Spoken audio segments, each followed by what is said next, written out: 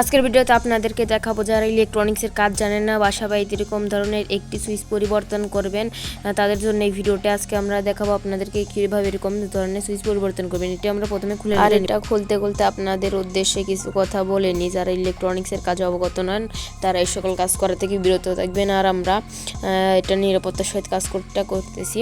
আপনারা কিন্তু নিজেরাই আপনাদের সুইচ বোর্ডগুলোতে সুইচটি পরিবর্তন করে নিতে পারবেন।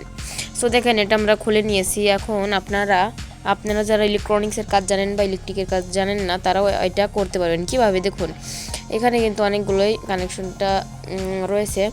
যে সুইচটি পরিবর্তন করতে হবে সেই সুইচের দিকে দেখুন। এই যে সুইচটি কিন্তু আমাদের পরিবর্তন করতে হবে। এই সুইচটি পরিবর্তন করার জন্য এই চারদিকে যে দুটো নাট রয়েছে সেই দুটো নাটকে আপনাদেরকে অবশ্যই খুলতে হবে।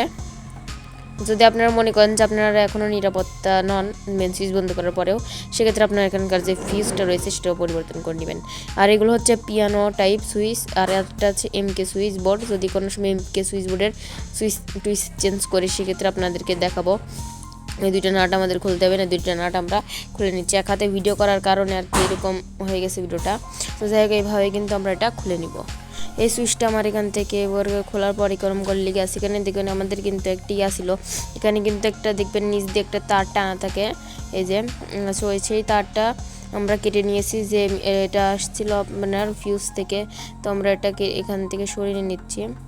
যেহেতু এটা ফিউজের সঙ্গে ছিল এর জন্য লুপিং কানেকশনটি এখান থেকে আলাদা করে নিয়েছি। তারপর এটা আমরা খুলে নিলাম। এখন অন্য একটি এখানে যেরকম যেটা খুলেছিলাম সেরকম আর একটা সুইচ এখানে আমরা লাগিয়ে নিতেছি।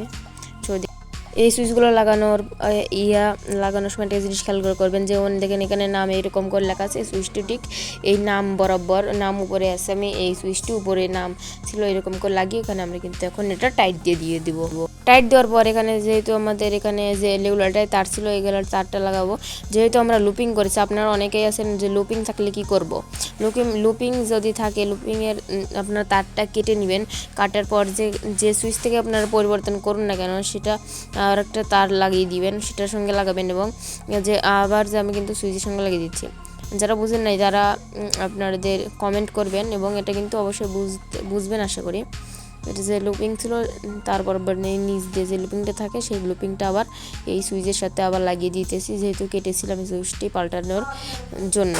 যদি কিছু না বোঝেন অবশ্যই ভিডিওতে কমেন্ট করুন।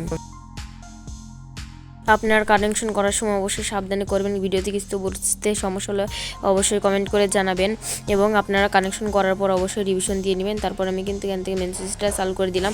ইনশাল্লাহ এখন কিন্তু আমার সম্পূর্ণ লোড কিন্তু এখান থেকে চলতেছে, দেখতে পাচ্ছেন আমার লোডগুলো কিন্তু আরামেই চলতেছে। এই ছিল আজকের এই ভিডিওতে বুঝতে সমস্যা লাইক কমেন্ট শেয়ার করুন। ভিডিওতে বুঝতে সমস্যা হলে কমেন্ট করুন।